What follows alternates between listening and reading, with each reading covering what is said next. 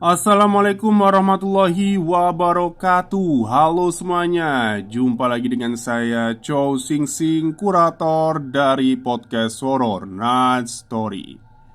Dan alhamdulillah ya, sekarang saya sudah bisa kembali mengudara di platform-platform lainnya. Karena memang kemarin-kemarin itu agak ini ya, agak moodnya itu gak bagus. Jadi males untuk rekaman juga. Dan sebelumnya saya mengucapkan minal aidin wal faizin, mohon maaf lahir batin kepada kalian semua para pendengar. Jadi Mas Jo, mohon maaf lah jika memang ada kesalahan kepada kalian semua ya. Ya, manusia itu memang penuh dengan kesalahan. Tapi memang kita juga punya kewajiban ya untuk memaafkan gitu. Tapi kadang memang ada sih kesalahan yang nggak bisa dimaafkan. Tapi itu kan kembali ke pribadinya masing-masing. Oke, mungkin di sini banyak yang udah balik mudik, arus balik ya. Mungkin dari kampung halaman, kembali ke Jakarta, kembali ke Surabaya, kembali ke tempat perantauan gitu ya. Dan saya doakan selamat di jalan, saya doakan lancar. Karena ada yang bilang Senin tadi udah mulai kerja ya, ada juga yang bilang Selasa besok. Tapi ya semuanya semoga lancar lah intinya. Oke, kembali lagi ke saya. Pada hari ini saya akan menghibur kalian dengan cerita-cerita mistis. Kisah kali ini saya dapatkan dari treat horornya Mas Bri Story, mengenai tentang mobil sedan tua yang dibeli oleh ayahnya. Oke, daripada kita berlama-lama, mari kita simak ceritanya.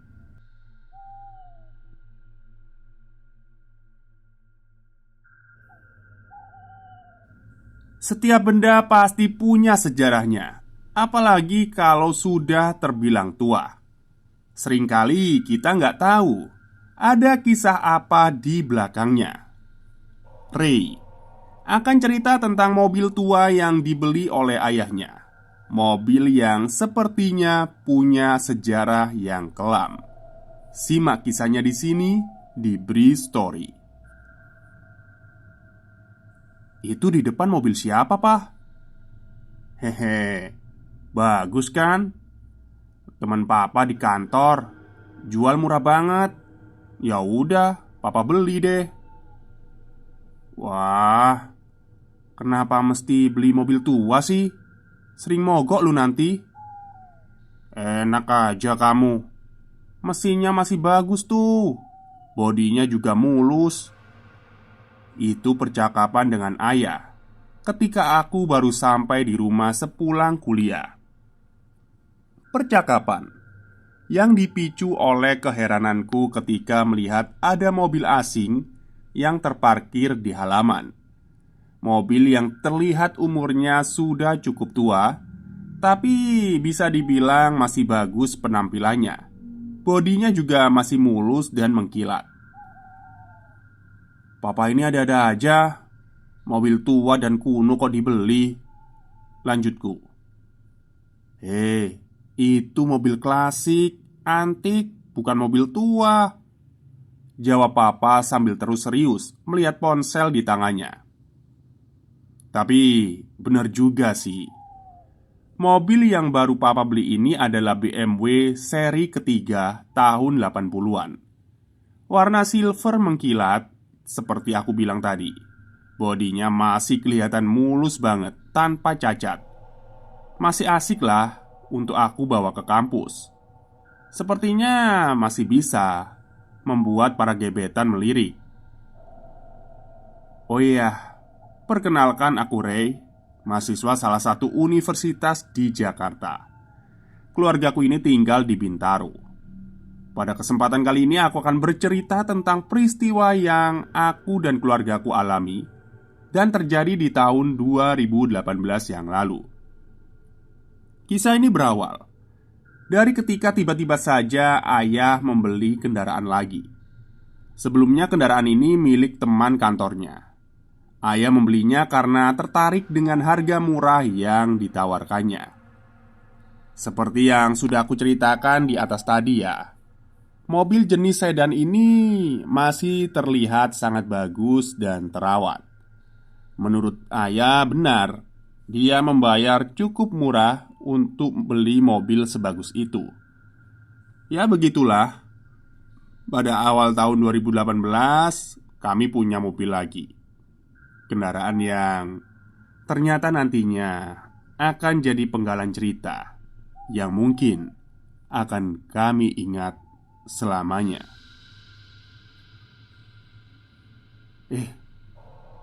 Mobil itu agak aneh deh, Rey. Mama kok sering punya perasaan aneh ya kalau lagi duduk di belakang. Ah, Mama, perasaan aneh gimana sih? Ya, perasaan kayak gak lagi sendirian. Kayak ada yang duduk di sebelah Mama gitu. Mama ini ada-ada aja. Itu cuma perasaan Mama aja. Gak ada apa-apa kok. Itu contoh percakapanku dengan Mama setelah sudah beberapa bulan kami memiliki mobil itu. Mama beberapa kali bilang begitu. Katanya dia seperti ada yang menemani ketika sedang duduk di kursi belakang mobil sendirian. Kalau ayah beda. Beberapa kali dia bilang kalau mencium wangi parfum di dalam mobil. Kadang tercium samar, kadang wanginya menyengat menusuk hidung. Parfum siapa? Ya kami nggak tahu. Kata ayah wanginya aneh, seperti parfum zaman dahulu. Aku dan kakakku waktu itu nggak terlalu menanggapi ya cerita-cerita mereka, karena kami nggak pernah mengalami peristiwa yang mereka ceritakan ketika sedang mengendarai mobil itu. Ya normal-normal aja lah. Sampai akhirnya kami harus menanggapinya dengan serius karena aku merasakan sendiri peristiwa seram ketika sedang mengendarai mobil itu. Aku pacu mobil dengan kecepatan tinggi, menyusuri jalan tol dalam kota, membelah gelapnya tengah malam Jakarta. Rasa takut terus menyeruak isi kepalaku. Gak ada yang bisa dilakukan selain harus melaju. Gak berani untuk berhenti di bahu jalan. Sementara suara tawa perempuan di kursi belakang masih sesekali terdengar, seiring dengan wangi parfum kuno yang memenuhi seisi ruangan kabin kendaraan. Ya Tuhan, ini siapa yang ada di belakang? Kataku bertanya-tanya dalam hati.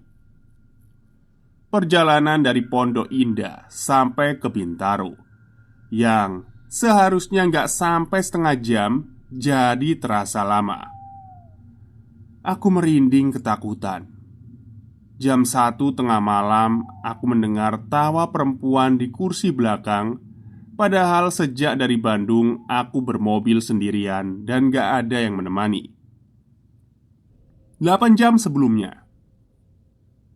Lo yakin mau balik sekarang, Rey? Tanya Ando. Baliklah, besok gue ada kuliah. Cukuplah refreshing di Bandung kali ini, Do, jawabku. Lo kurang tidur, men. Jangan sampai ngantuk ya. Kalau ngantuk, minggir dulu deh. Alah, lo udah kayak nyokap gue aja, bawel. Ya udah, yang penting hati-hatilah. Dan jangan nyangkut ya. Sialan lo. Udahlah cukup. 2 malam di Bandung, Do. Selesailah percakapan dengan Aldo, sobatku sejak SMA. Setelah lulus memang aku meneruskan kuliah di Jakarta, sementara dia di Bandung. Ya, waktu itu minggu sore aku baru saja menghabiskan akhir pekan di Bandung, bersenang-senang di kota kembang bersama Aldo dan teman-temannya. Setelah selesai percakapan perpisahan itu, aku langsung pulang kembali ke Jakarta sendirian. Seperti yang sudah kita semua tahu ya, minggu sore perjalanan Bandung-Jakarta dipastikan akan padat dan banyak kendaraan yang kembali pulang setelah berlibur di Bandung. Perkiraanku jam 10 malam sudah sampai di rumah, di Bintaro. Kalau hanya macet normal seperti biasa di jalan tol. Berkendara sendirian menggunakan mobil kesayangan ayah, mobil BMW klasik yang sangat beliau perhatikan perawatannya, membuat aku nggak bisa menginjak pedal gas dalam-dalam. Ya nggak tega lah. Tingkat kecepatan normal, nggak terlalu pelan juga nggak terlalu cepat. Selain itu memang badan juga terasa sangat lelah ya, akibat kurang tidur. Jadi khawatir kalau tiba-tiba mengantuk. Singkat kata, ketika baru saja melewati Purwakarta, hal yang gak aku inginkan terjadi. Macet.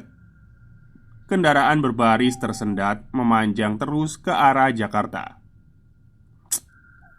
Masih sampai Purwakarta udah mulai macet, gumamku sendirian. Sudah jam 7 malam. Entah ini macetnya sampai mana. Alunan musik dari radio membuat aku sedikit terhibur, bisa mengalihkan pikiranku. Waktu terus bergulir. Jam 8, jam 9, dan jam 10. Mobil masih juga jalan perlahan dan baru sampai di Kerawang. Masih jauh dari Jakarta, apalagi Bintaro. Nah, ketika sudah di jam 10 malam inilah aku merasakan kalau suasana di dalam mobil ini sepertinya ada yang aneh. Beda lah. Awalnya sih 1-2 kali seperti ada bayangan ya di kursi belakang. Aku melihatnya melalui kaca spion. Di awal-awal aku langsung menoleh ke belakang, tapi ya nggak ada siapa-siapa.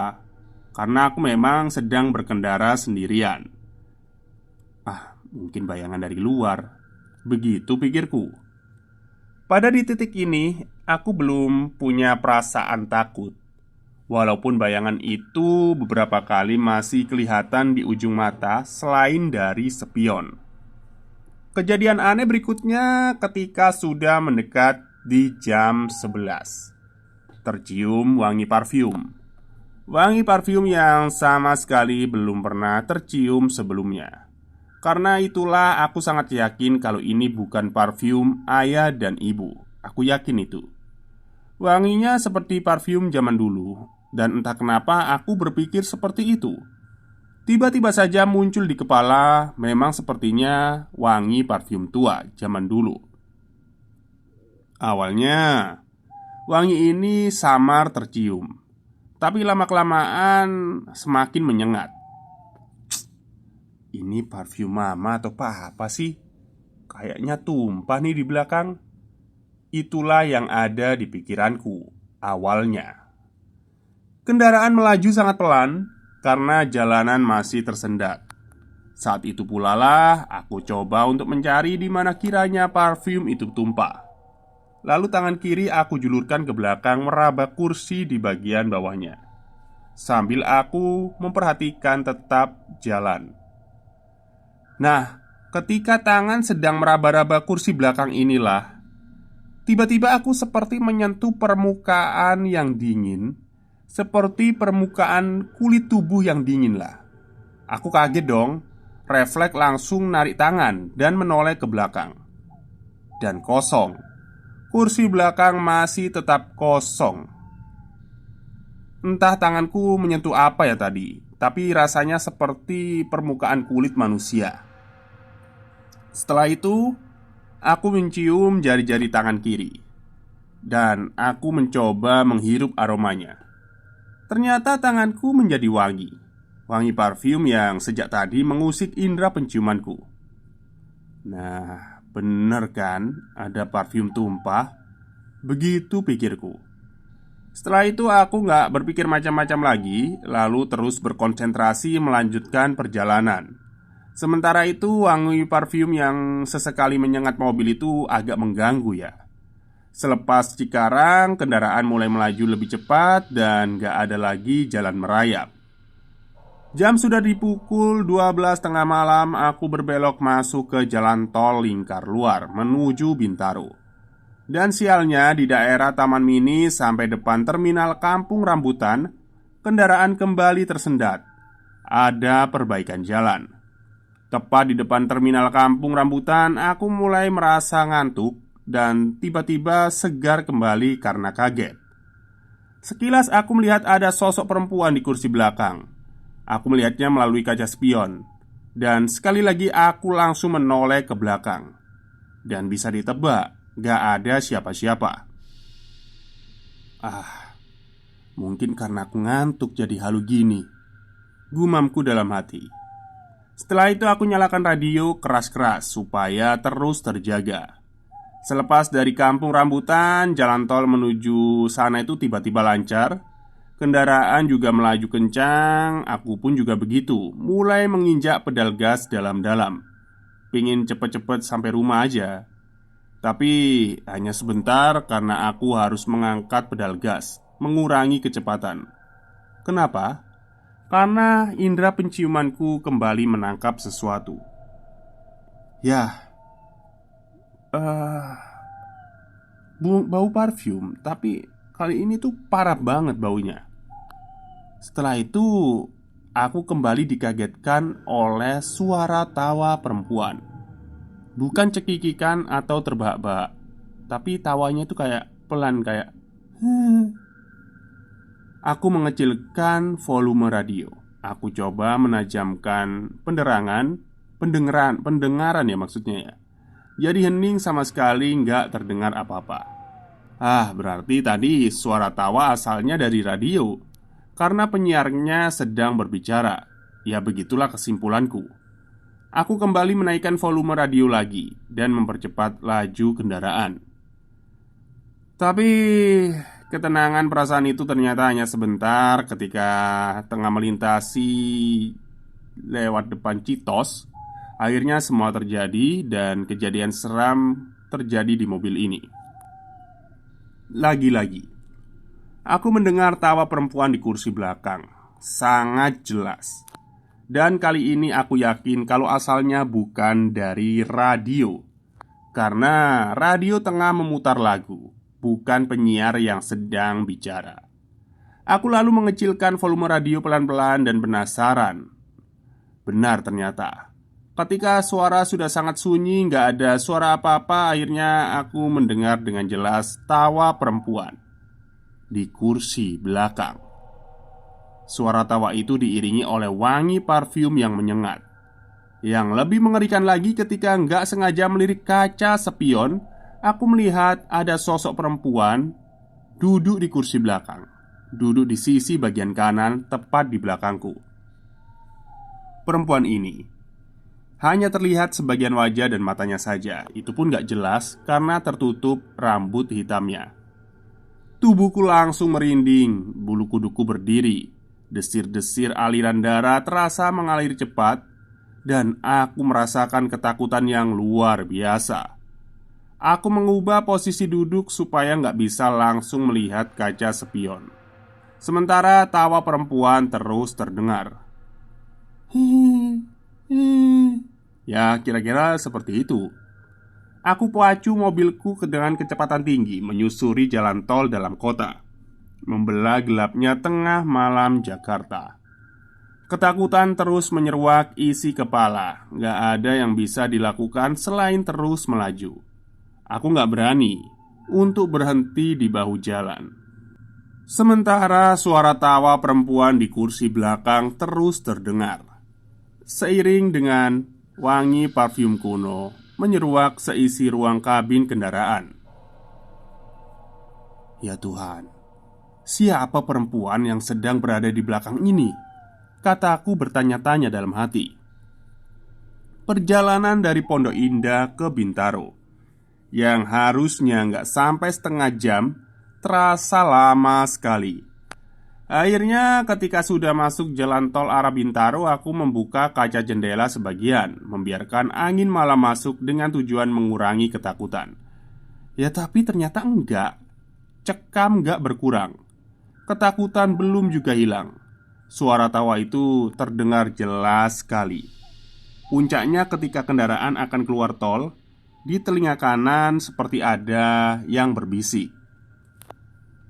Pelan-pelan aja ya nak. Begitu suaranya. Ya aku semakin panik dong. Ketakutanku menyentuh level tertinggi. Akhirnya aku buka penuh kaca jendela, membiarkan banyak angin masuk ke dalam. Suara dari luar juga jadi terdengar riuh. Syukurlah 15 menit kemudian aku sampai di rumah. "Kak, bukain gerbang dong. Gue bentar lagi sampai rumah nih." Aku menelpon kakak beberapa menit sebelum benar-benar sampai di depan rumah. Ketika udah sampai, aku memasukkan mobil ke garasi lalu buru-buru keluar. "Kenapa sih lo? Panik amat kayak lagi dikejar setan." Begitu kata kakak setelah melihatku cepat-cepat keluar dari mobil. "Ayo cepetan masuk kak, buruan," kata aku. "Ada apa sih?" "Udah cepetan masuk aja." Lalu kami masuk ke dalam rumah, berbincang sebentar sebelum masuk ke kamar masing-masing.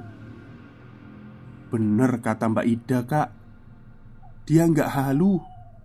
Dia beneran lihat setan. "Ah, masa sih?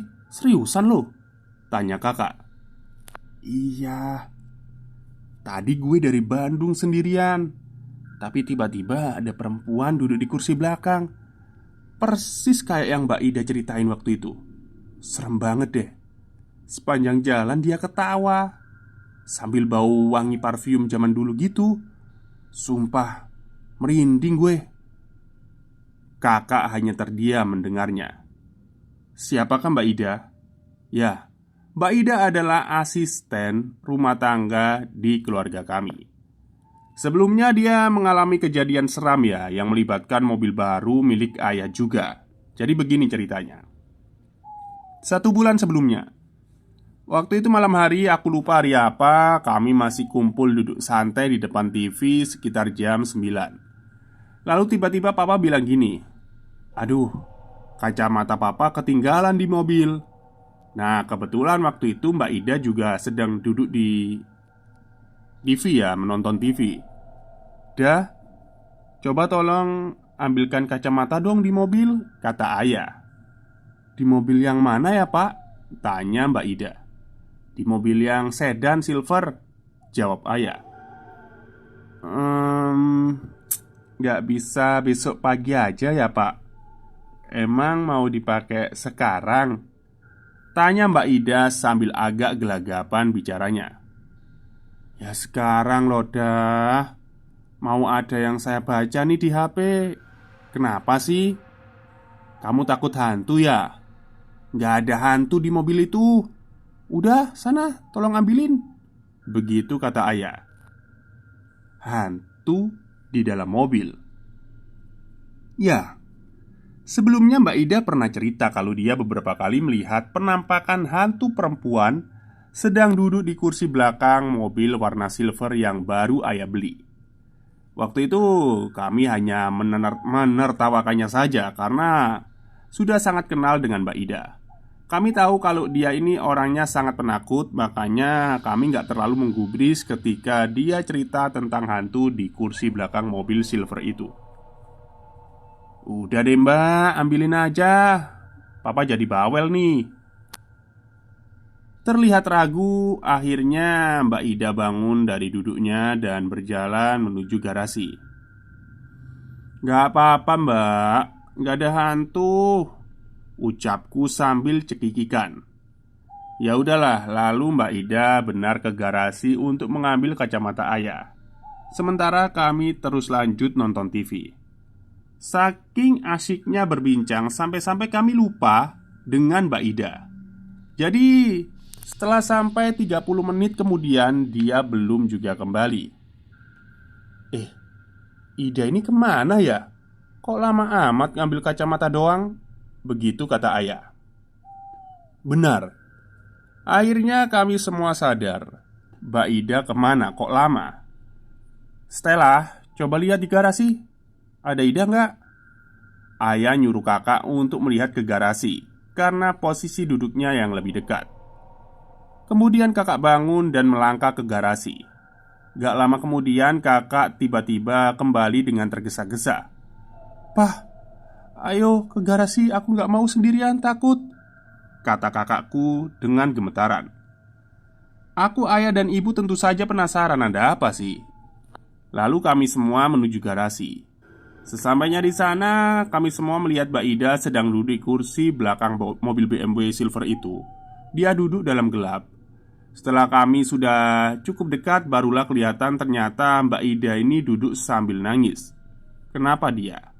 Dan apa yang terjadi? Setelah kami sudah berhasil membawanya masuk ke dalam rumah, perlahan Mbak Ida berhenti menangis dan mulai bercerita. Jadi, ketika sedang mencari kacamata di dalam mobil, tiba-tiba dia mencium bau parfum ya. Lalu setelahnya mendengar tawa perempuan di kursi belakang. Dan benar, setelah Mbak Ida melihat langsung ke asal suara, ternyata memang ada sosok perempuan yang sedang duduk di kursi belakang. Perempuan yang sama sekali nggak dia kenal. Lalu sosok perempuan itu seperti menyuruh Mbak Ida untuk duduk di kursi belakang, duduk persis di sebelahnya. Ya, seperti terhipnotis, Mbak Ida menuruti kemauan perempuan itu untuk duduk di kursi belakang. Ketika sudah duduk, kemudian perempuan itu menggenggam tangan Mbak Ida, seperti memberi tanda kalau Mbak Ida nggak boleh kemana-mana, harus tetap duduk di kursi belakang. Sampai akhirnya kami semua muncul di garasi, kemudian sosok perempuan itu menghilang. Sejak saat itu Mbak Ida nggak berani dan nggak mau mendekati mobil itu, apalagi untuk masuk. Trauma lah.